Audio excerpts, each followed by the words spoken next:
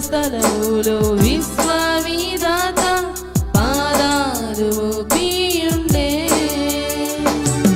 యెరూషలేము చూసే సమయం ఇదిగో వచ్చియుండే పరిశుద్ధ స్థలములో విశ్వవిధాత పాదాలు మోపియుండే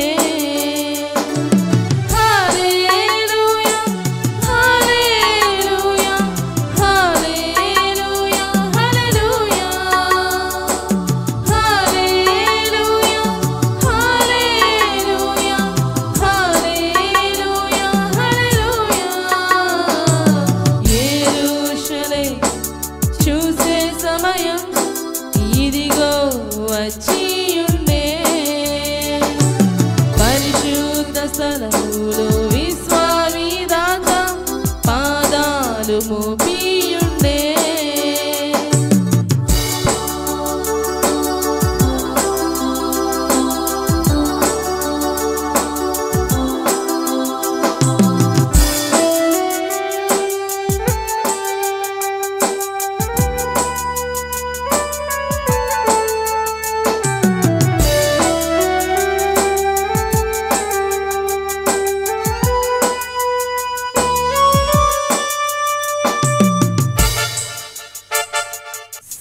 సింహాసనమును చూసాం చూసాం దర్శనాలయను దర్శించాం సింహాసనమును చూసాం చూసాం దర్శనాలయను దర్శించాం ఇదిగో స్తుతులు ఇదిగో మహిమ ఇదిగో హోసన్నా ఇదిగో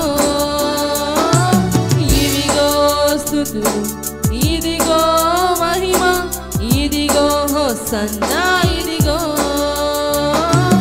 హల్లెలూయా హల్లెలూయా హల్లెలూయా హల్లెలూయా హల్లెలూయా హల్లెలూయా హల్లెలూయా హల్లెలూయా యెరూషలేము చూసే సమయం ఇదిగో వచ్చియుండే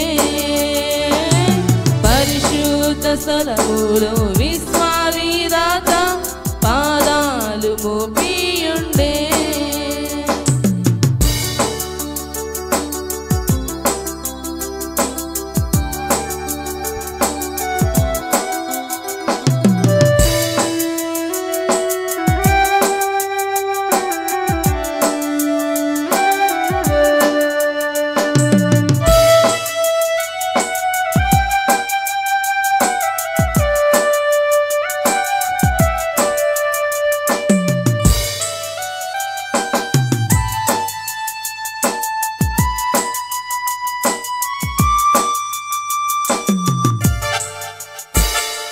సియోను శిఖరం చూసాం చూసాం దర్శనాలయమును దర్శించాం సియోను శిఖరం చూసాం చూసాం దర్శనాలయమును దర్శించాం ఇదిగో ఆత్మ ఇదిగో అగ్ని ఇదిగో హోసన్నా ఇదిగో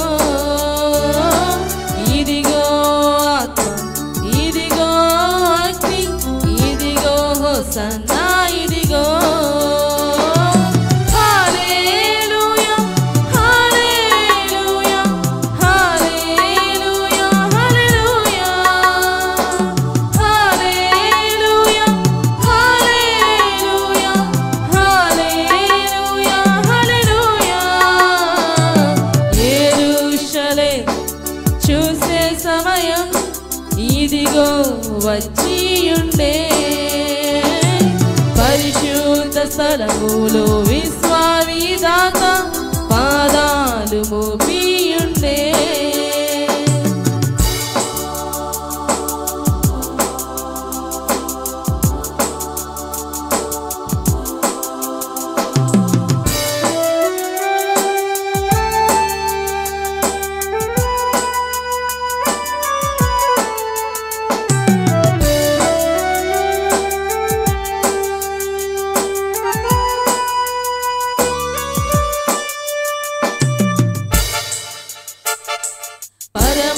పరమాపిత నిలయంలో స్తుతులర్పించాం అభిషేక ఆత్మ పొందా పరమాపిత నిలయంలో స్తుతులర్పించాం అభిషేక ఆత్మ పొందా ఆనంద తైలం ఆత్మాభిషేకం ఆశ్చర్య కార్యములివిగో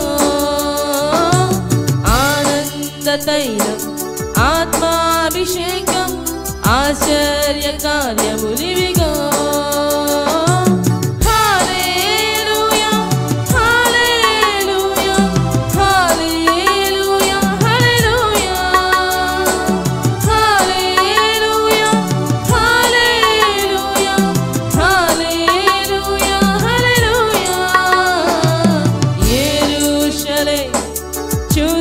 సమయం ఇదిగో వచ్చియుండే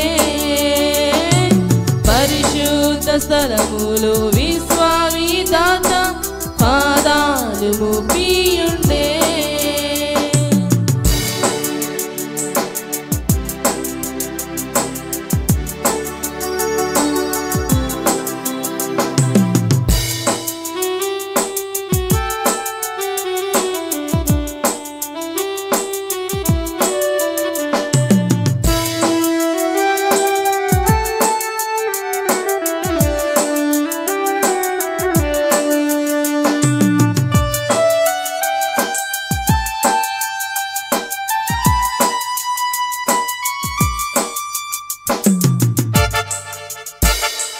వాగ్దాన భూమిపై నిలిచాం సిలువా బలిపీఠం మేం చూసాం వాగ్దాన భూమిపై నిలిచాం సిలువా బలిపీఠం మేం చూసాం ఇదిగో రక్షణ ఇదిగో స్వస్థత ఇదిగో విమోచన ఇదిగో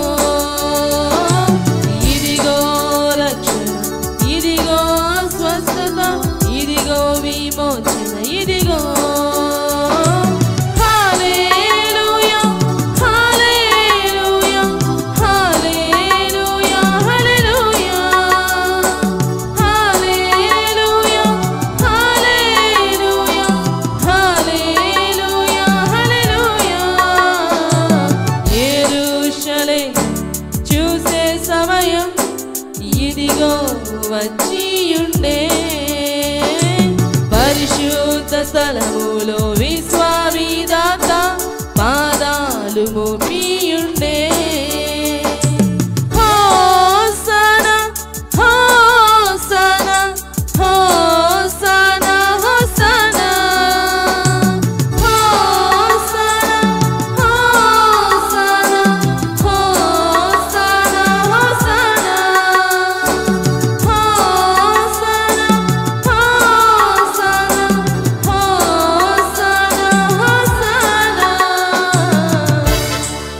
దేవుడి శాస్త్రాలండి.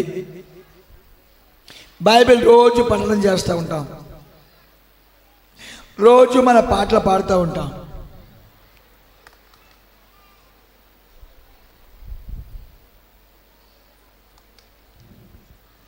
రోజు మన గురువులు మనకి బైబిల్ వాక్యాన్ని తెలియజేస్తూ ఉంటారు.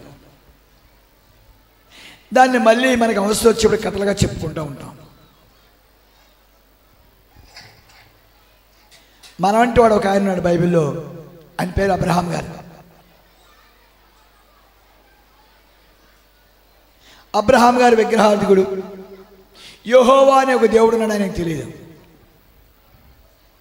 ఓసారి సడన్గా యెహోవా ఆయనకి ప్రత్యక్షమైతే అయ్యాడులే బాగుంది, అయ్యా నన్ను నా మతాన్ని వెంబడించు అని ఆయనతో మాట్లాడాడు. ఏదో ఒక మతంలో ఆయన ఉన్నాడు, ఈయనకి ఎందుకు చెప్పండి.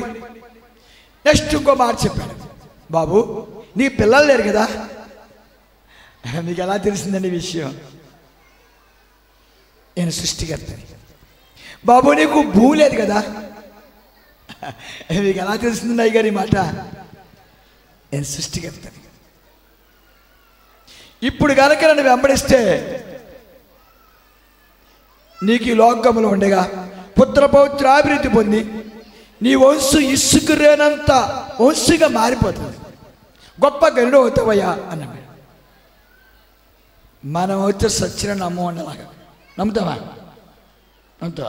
చావురికండి బోళ్ళని ప్రవచనాలు వస్తున్నాయండి. ఇంటికాడ మా ఇంటికాడ కూర్చుంటాడు కింద ప్రవచనాల గురించి చాలా గలిబిలి పొందుతున్నారు మా వాళ్ళు. నేను వచ్చిన ప్రవచనాలు నమ్మేస్తానంతే. జరిగితే మనకెందుకు, జరగకపోతే మనకి దేవుడి మాట నమ్మాలి. కానీ ఈ విగ్రహార్థికుడు, ఈ అబ్రహాం, ఆయనలోనే గొప్పదనంటే నమ్మేసాడు. ఇది శ్రమ చెప్పాలి మీరు, ఒకసారి చెప్పాలి. అబ్రహాం ఏం చేశాడండి? దేవుడి మాట నమ్మేశాడు. పాప మహానుభావులు అబ్రహాం గారు దేవుని వెంబడిస్తూ వచ్చారు. పాప వాగ్దాన ప్రకారం ఆయనకి దేవుడు ఆస్తి అంతస్తు ఇచ్చాడు. కానీ అబ్రహాం గారికి ఒక మాట చెప్పాడు, ఇస్కరేళ్ల సంతానం నీకు ఉద్భవించబోతుంది అని చెప్పాడు. ద మైనస్ పాయింట్, నిరుత్సాహానికి చాలా భయంకరమైన మైనస్ పాయింట్. ఒక చిత్రం ఏంటంటే, ఓసారి కుష్ఠవ్యాధి ఆయన ఉన్నాడండి బైబిల్లో. కుష్ఠవ్యాధి అంటే మనం చూద్దాం సరదాగా. ఇలా మధ్యాహ్న కాలం కాళ్ళు చాలామంది కడిగామండి. ఈ కాళ్ళలో చాలా రకరకాల కాళ్ళు ఉంటాయండి. నేను ముందు ప్రార్థన చేసుకుంటానండి, ప్రభువా ప్రతి కాలు కూడా ఆశీర్వదించబడే కాలుగా ఉండాలి. చక్కగా కాళ్ళు కడుగుతానండి, ముద్దు పెట్టుకుంటాను. ఒక ఆయనకి ఏకేస్తున్నాడు, జబ్బులో నీకు వచ్చేస్తాను. ఏ జబ్బులండి? కాళ్ళలో ఉన్న జబ్బులు. ఏ జబ్బులమ్మా? కాళ్ళలో కొంతమంది కుష్ఠవ్యాధి ఉంటుందండి, లేకపోతే ఇంకో వ్యాధి ఉంటుందండి. కాళ్ళు పగిలిపోయి ఉంటాయండి, కాళ్ళు కురుపులు ఉంటాయండి, కాళ్ళు కింద ఉంటాయి కదండి, అట్లా బాధిస్తే మనం తీసుకోం కదా. వాటిని కడగాలి, వాటిని ముద్దెట్టుకోవాలి. నాతో ఒక ఆయన అన్నాడండి, అయ్యా నీకు ఖచ్చితంగా జబ్బులు వచ్చేస్తున్నాడు. నేనేమన్నాను తెలుసండి ఆయన దగ్గర, యేసుబాబు కూడా నా ఇంటివాడు అన్నాడు. ఏంట్రా దేవుణ్ణి పోల్చుకుంటున్నావు అన్నాడు. లేకపోతే ఏంటయ్యా, కుష్ఠవ్యాధి వాళ్ళు వచ్చారా? అయ్యా నీకు ఇష్టమైతే ముట్టుకోమన్నాడా? ముట్టుకున్నాడా? సబ్బెట్టి చేతులు కడుక్కున్నట్టుగా బైబిల్లో రాసింది ఎక్కడన్నా రాయబడిందా? రాయలేదు. రాశాడంటారా? సబ్బెట్టి చేతులు కడుక్కున్నాడు. ఎంత గొప్ప దేవుడు అండి! అదేం దేవుడు అండి? మా ఇదా దేవుడా ఏంటి? కుష్ఠవ్యాధి వాళ్ళ మీద చెయ్యేసి ప్రార్థన చేసి, అయ్యో జబ్బు నాకు అడ్డుపోద్దామో, ఆ వ్యాధి నాకు వస్తేమో. భలే డాక్టర్ అండి, డాక్టరా. మొన్న చోట హాస్పిటల్కి వెళ్ళాను. హాస్పిటల్కి వెళ్తే అక్కడ అదేదో ఆపరేషన్ చేస్తున్నారు వాళ్ళు. సరే ఆపరేషన్ అయిందండి. అయిన తర్వాత ఇంకా అక్కడి నుంచి డెటాల్కి అంత రాసుకున్నారండి. ఇంకా అయ్యో ఉంటాయి కదండి, అయ్యో రకరకాలని నాకు పేర్లు తెలియవండి, అవన్నీ రాసుకున్నారు. మళ్ళీ బయటకు వచ్చి కొంతమంది వేసుకుని మళ్ళీ రాసుకున్నారు. ఓసారి నేను హాస్పిటల్కి వెళ్ళాను. హాస్పిటల్ విజిట్స్ ఉంటాయి నాకు. ఒక ఆయనకి చాలా పెద్ద అనారోగ్యంతో ఉన్నాయండి. వాళ్ళందరూ అన్నారండి, ఏంటి సెంటు వాసన నడుతుందేంటా అనుకుని దగ్గరికి వెళ్ళండి. చెడు కప్పొచ్చేస్తున్న మనిషి అంటే వ్యాధి ఎలా చెప్పారు. నన్ను చూడగానే బావురు మనని నేను తలమేంచి కిందాక వేస్తున్నాను. భయపడకి బిడ్డ, యేసు నిన్ను స్వస్థపరుస్తున్నాడు. యేసు ఎవరండి? డాక్టర్ గారు కదా, ఆయన్ని స్వస్థపరుస్తాడు. ఆయన అన్నాడు, నిజంగా యేసు ప్రభు స్వస్థపరుస్తాడా? నిజంగా యేసు ప్రభు స్వస్థపరుస్తాడు. రే నేను నమ్ముతున్నాను రా, నా యేసు స్వస్థపరుస్తాడని. నువ్వు కూడా నమ్మగల శక్తి ఉందా? గ్యారంటీ. మళ్ళీ 6 రోజులు పోయిన తర్వాత మళ్ళీ అన్నగారా చాలా వరకు బెటర్ దాని అన్నాడు. ఆయన అన్నాడండి, అన్నయ్య నీ హస్తం గోల్డ్ హస్తం, నా హస్తంలో ఏమీ లేదు. ఎవరి హస్తంలో ఉంది? ఒక డాక్టర్ గారు ఉన్నారు. ఎవరండి అమ్మా? యేసు ప్రభు అనే డాక్టర్ గారు ఉన్నారు. ఆ డాక్టర్ గారు ఏం చేస్తారండి? ఏం చేస్తారు చెప్పండి? వైద్యం చేస్తారు ఆయన. హల్లెలూయా. ఒకసారి మన పేషెంట్లు వెళ్తామండి డాక్టర్ గారి దగ్గరికి అండి. వెళ్ళినప్పుడు డాక్టర్ గారు ఇసుక్కుంటారు. పాపం మొన్న నాకు హఠాత్తుగా మౌని ప్రార్థన ఉండగా పెద్ద గుండెపోటు వచ్చేసిందండి. చచ్చిపోతానేమో అని భయం వేస్తుంది. కాసేపు అయిన తర్వాత కొంత తైలం తీసుకుని రాత్రి 2-3 అవుతుందండి. మోకాళ్ళు నేను సిలువ వేసుకుని ప్రార్థన చేసుకుని ప్రారంభించాను. తండ్రి ఒకసారి ఈ గుండెపోటును ముట్టుకోవాలి. ఒక 5 నిమిషాలు తగ్గిపోయింది. రాత్రి 1 గంటకండి ఫీజు ఇవ్వలేదు. అది గొప్పదనం. ఫీజు ఇవ్వలేదండి. ఎమర్జెన్సీ హాస్పిటల్ కాదండి, హాస్పిటల్ కానీ వైద్యం అడిగి ఎమర్జెన్సీగా చేస్తారు. ఎవరైనా చూస్తాడండి, ఎవరైనా ఆయన గాయాలు కట్లు కడతాడు. టైం చూసుకోడు. అయ్యా నువ్వు ఎంత బాధపడుతున్నావు చూసుకుంటాడు. ఆ బాధను స్వస్థపరుస్తాడు. అందుకు చాలామందికి ఎవరిమే నమ్మకూడదండి, చెప్పాలి, ఎవరిమే నమ్మకూడదండి. అందుకు అబ్రహాం గారు చెప్తున్నాడు, అయ్యా నాకు దేవుడు మాట ఇచ్చాడు, నాకు నిర్వర్తం చేస్తాడు. ఎవరురా అదొకళ్ళు చెప్పా 100 సంవత్సరాలు వచ్చినాయి బుద్ధి జ్ఞానాలకు ఏర్పడింది. నీ అంటే మాట నమ్మితే అయినట్టే మా కథ. చాలా బాగా చెప్తున్నారు నువ్వా ఆటోమేటిక్గా. ఒక రోజున మన అయ్యగారు వెళ్తారు కదండి, వెళ్ళే అలవాటు ఉంది కదా. ఆదికాండం 18వ అధ్యాయంలో చూసినప్పుడు అయ్యగారు వెళ్ళే అలవాటు ఉంది. ఎక్కడికి వెళ్తాడండి నా చెప్పాలి, భక్తులకు వెళ్తాడు హల్లెలూయా, సువార్తికుడి రూపంగా వెళ్తాడు హల్లెలూయా, ఆ కళల రూపంగా వెళ్తాడు హల్లెలూయా, ఆ దర్శనాల రూపంగా వెళ్తాడు హల్లెలూయా. అబ్రహాం గారు ప్రార్థన చేసుకుంటే ఆయన వెళ్ళిపోయాడు. అబ్రహాం గారు ఇంకా చాలామంది చూశారు. నేను దేవుణ్ణి నమ్ముకున్నాను, నాకు పిల్లలు పుడతారు, నాకు దేవుణ్ణి నమ్ముకున్నాను, నా వంశు వచ్చే నా దేవుడు చెప్పాడని పెద్దగా చెప్పాడు ముసలోడు. దేవుడి గురించి అయ్యో చెప్తాడు ముసలోడు. ఏరా పిల్లలు, ఏరా పీసులు. ఈ లోపల 3 మనుషులు ఆయన తగిలారు. నిదానంగా ఇంటికి తీసుకెళ్ళాడు. కాళ్ళు కడిగాడు, ఆరికి భజన చెల్లించాడు, భోజనం పెట్టాడు, అయ్యా కానికిచ్చాడు, నమస్కారం పెట్టాడు, అన్నాడు. అంతే. అబ్రహాం గారు ఉలుక్కు పడ్డాడు. ఏంటి అలా మాట్లాడతాడు ఈయన? ఏమైంది దీనికి? నా కుమారుడు అబ్రహామా, వచ్చే సంవత్సరం ఇదే టైంలో నీ ఇంటికి వస్తారు, నీ యొక్క కుమారుడు తీసుకొచ్చి నాతో పేరు పెట్టించుకుంటావు. 100 సంవత్సరాల వయసే, మా ఆవిడికి 90 సంవత్సరాల వయసే. ఏంటి అలా మాట్లాడతాడా? నువ్వు వచ్చి చాలా అబద్ధాలు ఆడతావు. మా చిన్నప్పుడు అంటే నా పెళ్ళైనప్పుడు మా మామయ్య గారు మా ఆవిడ గురించి పోలేం కౌలు చెప్పారు. ఎంత కట్నం ఇస్తావు అంత కష్టం. పెళ్ళి దాకా చెప్పాడండి. పెళ్ళి అయిన తర్వాత నీకు బేబీ, నీ అమ్మకి బేబీ అన్నాడు. వదలటానికి వీలు పడవు, విడాకుల చట్టం లేదు, క్రైస్తవుడు కదా. అలాగే ఏళ్ళకి వస్తున్నాను, కానీ అప్పుడు గుండె బద్దలైపోతా ఉంటుంది.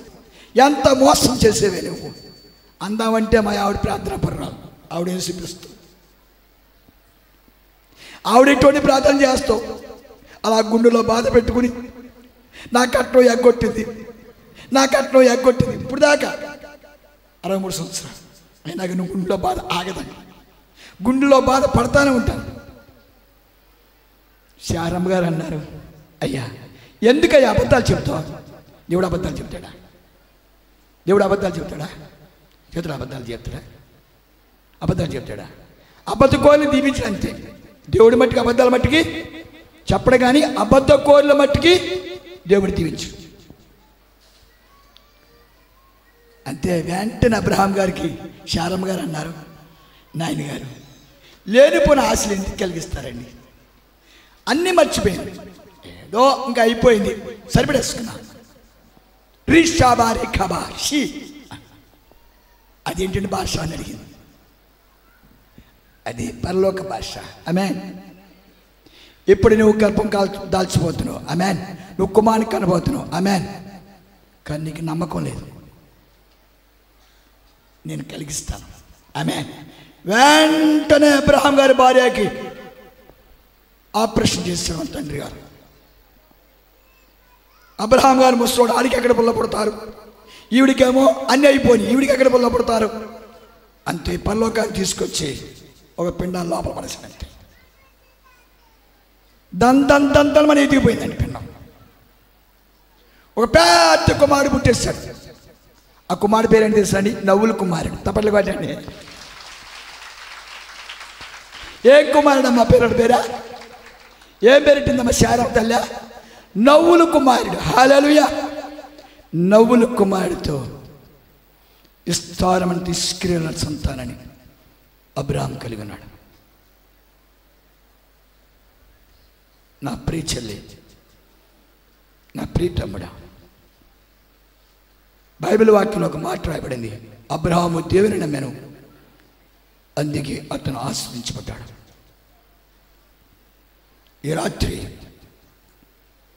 22 సంవత్సరాల కింద దేవుడు నాకు ఇచ్చిన వాగ్దానాన్ని వేచిస్తూ వస్తున్నా. ఎన్నో ప్రవచనాలు, ఎన్నో దర్శనాలు, ఎన్నో వాక్కులు, ఎన్నో దర్శనాలు, అదంతా ఉట్టిదే. కానీ వేచిస్తూ వస్తున్నా. ప్రారంభం. హల్లెలూయా. ఎందుకంటే నేను నమ్ముతున్నానండి. నాకు ఆయన తెలియదు, ఆయన కేకేశాడు. నాకేమీ తెలియనప్పుడు యాజకుని చేశాడు. అందుకే నాకు ఎలా మీలో చాలామంది దేవుని నమ్మరండి, అదే వేదన. దేవుని నమ్మరు, అదే దుఃఖం. మీరు ఊహించుకుంటారు. కానీ నిజంగా దేవుడు కనుక మీరు నిజంగా భక్తులు అవుతాయి, దేవుడు మీతో మాట్లాడతాడు. దేవుడు మీతో మాట్లాడి వాగ్దానం ఇస్తాడు. నా కుమారుడా, నా కుమార్తె, ఇదిగో నీ పక్షాన ఈ కార్యం చేయబోతున్నా. దేవుడికి గొడ్డివాళ్ళుగా ఉండడం ఇష్టం ఉండదు. దేవుడికి దరిద్రులుగా ఉండడం ఇష్టం ఉండదు. దేవుడికి రోగగ్రస్తులుగా ఉండడం ఇష్టం ఉండదు. ఆయన పరమ డాక్టర్. ఆయన చేయలేని వైద్యులే, ఆయన చేయలేని వాయిద్యులే, ఆయన ఆశీర్వదించిన ఆశీర్వాదం లేదు. అందుకు మీలో చాలామంది దుఃఖక్రాంతులుగా ఉంటారు. ఇంకా మీలో చాలామంది ముఖాలు దుఃఖాలతో కొట్టబడుతూ ఉంటాయి. మీరు ఊహిస్తూ ఉండొచ్చు, మీరు తలుస్తూ ఉండొచ్చు. ఈ రాత్రి సమయంలో వాగ్దానం వచ్చిన దేవుడు మనతో ఉన్నాడు. వాగ్దానం వచ్చిన దేవుడు ధ్వజమెత్తాడు. వాగ్దానం వచ్చిన దేవుడు ద్వారాలు తెరిచాడు. అబ్రహాముకి 100 సంవత్సరాల వయసులో ద్వారం తెరిచాడు దేవుడు. ఇస్సాకు గారికి 60 సంవత్సరాల వయసులో ద్వారం తెరిచాడు దేవుడు. యాకోబు గారికి అన్నీ పోగొట్టుకుని దరిద్రులైపోయిన తర్వాత ద్వారాలు తెరిచాడు దేవుడు. యోసేపు గారికి 32 సంవత్సరాల వయసులో ద్వారం తెరిచాడు దేవుడు. అంచేత ఈ రాత్రి సమయంలో నీ ద్వారం తెరవడానికి సిద్ధంగా ఉన్నాడు. తెరవడానికి సిద్ధంగా లేడు, తెరిచి ఉన్నాడు. హల్లెలూయా. నూతన మార్గములో, నూతన ఆశీర్వాదాలతో, నూతన దీవెనలతో ద్వారాల్లో ప్రవేశిస్తున్నాం. ఆమేన్. ఆశీర్వదించబడ్డ వారులారా రండి ద్వారాల ద్వారా. నువ్వు దాటబోయే ద్వారానికి ఏమన్నాయి తెలుసా? ఆశీర్వాదాలు. మామిడి చెట్టు మామిడికాయలు ఎలా ఎలాడుతూ ఉంటాయో, జామ చెట్టు జామకాయలు ఎలా ఎలాడుతూ ఉంటాయో, ఇప్పుడు నువ్వు దాడుతూ ఉంటే ఆశీర్వాదాలు నేను ఎలాడుతూ ఉంటాయి. ఎంతవరకు నీ జీవితంలో నిరాశతో కొట్టబడ్డావేమో, ఎంతవరకు నీ జీవితంలో ఆశ లేని జీవితంలో జీవిస్తున్నామో, this is the first day. దీనికి ఆశీర్వాదానికి ఇవాళ నుంచి మీకు ఆశీర్వాదం ప్రారంభం. ఆశీర్వాదం ప్రారంభించే ముందర దేవుడు ఏం చేస్తాడండి? మనకేమిస్తాడండి? విశ్వాసాన్ని ఇస్తాడు. హల్లెలూయా. నా దేవుడు సజీవుడు. హల్లెలూయా. నా దేవుడు ఉన్నవాడు. హల్లెలూయా. నా దేవుడు నాతో ఉన్నాడు. హల్లెలూయా. ఇక నాకు భయం లేదు. హల్లెలూయా. నాకు ఇక భయం లేదు. హల్లెలూయా. నేను వంటి వాడు కాదు. హల్లెలూయా. నా దేవుడు నాతో ఉన్నాడు. హల్లెలూయా. ఆయనకి సాధ్యమైనది లేనే. యెషయా గారిని అడిగాడు, ఇంకేమైనా ఉన్నారా మనకి సగటు? కుక్క మీద పిండి ఒకటి ఉందయ్యా. ఏమన్నమ్మా? ఏం చెప్పాడమ్మా? కుక్క మీద పిండి ఒకటి ఉంది. వాడు పొట్టోడుగా ఉంటాడు, వాడు గొర్రెలు కాస్తాడు, వాడు ఎందుకు పనికిరాడు, వాడు ఎక్కడో ఏడుస్తూ ఉన్నాడు అరణ్యంలో. ఓసారి మీరు చూపించగలరా? ఓకే, ప్రవక్త గారు అడుగుతున్నారు కదా, నేను చూపిస్తాను. తీసుకెళ్ళాడు. చెట్టు మీద గిటార్ వాయిస్తున్నాడు మనవాడు. ఎవరండి? ఓ చిన్న గోసి పెట్టాడు, చీర మొక్క తీసుకుని తలపాకు చుట్టుకున్నాడు, గిటార్ వాయిస్తున్నాడు. యెహోవా నా బలమా. సమూయేలు గారు చూశాడు. స్వరం వినపడుతుంది. వాడే రాజు. ఆడు రాజు ఏంటి? గొల్లి కాల్సిన వాడు రాజు ఏంటి? దేవుడు చెప్పాడు అభిషేకం చేయవాడికి. సమయాలు గారు ఎలా పట్టుకుని అభిషేకం చేశాడు. 60 అధ్యాయాలు అంటాడు దేవుడు. లమ్ము తేజుని వెలుగు వచ్చింది, హల్లెలూయా. అందరూ చెప్పారు దావీదు వాడు పనికిరాడు. దేవుడు చెప్పాడు వాడిని ఘనపరచడం ప్రారంభిస్తున్నాను. ఆమేన్. ప్రపంచంలో కప్పం కట్టించాడు. ప్రపంచంలో కప్పం కట్టించాడు. దావీదు పేరు చెప్తే ప్రపంచ రాజ్యాలు గడగడ వణికినాయి. దావీదు చెప్తున్నాడు నేను గొర్రెల మందలోంచి లేచి వచ్చాను. నేను గొర్రెల మందలోంచి లేచి వచ్చాను. నేను గొర్రెల కాపరిని. కానీ నాతో ఉన్నవాడు దేవుడు. ఇక మహిమతో, ఇక నా ప్రభావంతో, ఇక నా ఘనతతో నిత్యము యెరూషలేము ఆస్వాదించబడును గాక. ఆమేన్.